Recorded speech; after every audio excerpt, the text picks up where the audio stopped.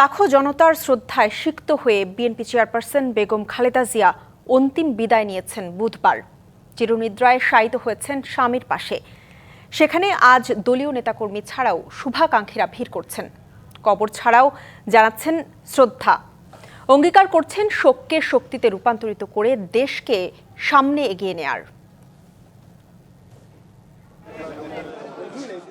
বৃহস্পতিবার ভোর থেকেই রাজধানীর শেরেবাংলা নগরে জিয়া উদ্যানে ভিড় করতে থাকেন বিএনপির নেতাকর্মী সহ সাধারণ মানুষ। শুরুতে জিয়াউর রহমান ও বেগম খালেদা জিয়ার সমাধিতে কাউকে প্রবেশ করতে দেয়া না হলেও বেলা বাড়ার পর তা উন্মুক্ত করে দেওয়া হয়। প্রিয় নেতার কবর জিয়ারত ও শ্রদ্ধা জানাতে ক্রমশ বাড়তে থাকে ভিড়। জানান তাদের ভালোবাসার কথা। আমাদের নেত্রী ওনার সাথে অত্যন্ত ঘনিষ্ঠভাবে কাজ করে আল্লাহ পাক আমাকে সুযোগ দিয়েছিলেন।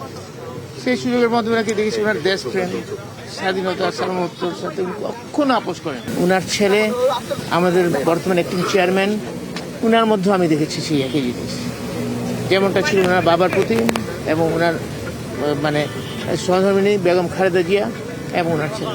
ভালোবাসা আর শ্রদ্ধা প্রকাশ করেছেন দেশের প্রথম নারী ও বিশ্বের দ্বিতীয় নারী মুসলিম প্রধানমন্ত্রী বেগম খালেদা জিয়ার জন্য। ওনার এই আকস্মিক মৃত্যুর সংবাদে আমরা সমস্ত কর্মসূচি স্থগিত করে ঢাকায় চলে এসেছিলাম।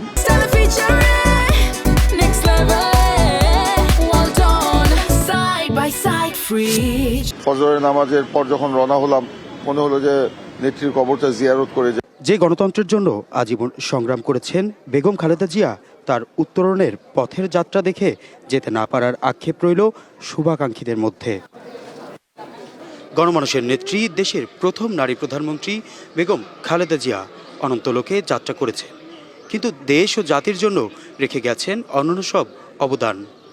তারই ভূমিকা স্মরণ করে দেশের দূর দূরান্ত থেকে ছুটে আসছেন বিএনপির নেতাকর্মী থেকে শুরু করে সাধারণ মানুষেরা। গভীর শ্রদ্ধা আর ভালোবাসায় স্মরণ করছেন প্রিয় নেতা আর অভিভাবককে। হাসিব পান্থ, ডিবিসি নিউজ, ঢাকা।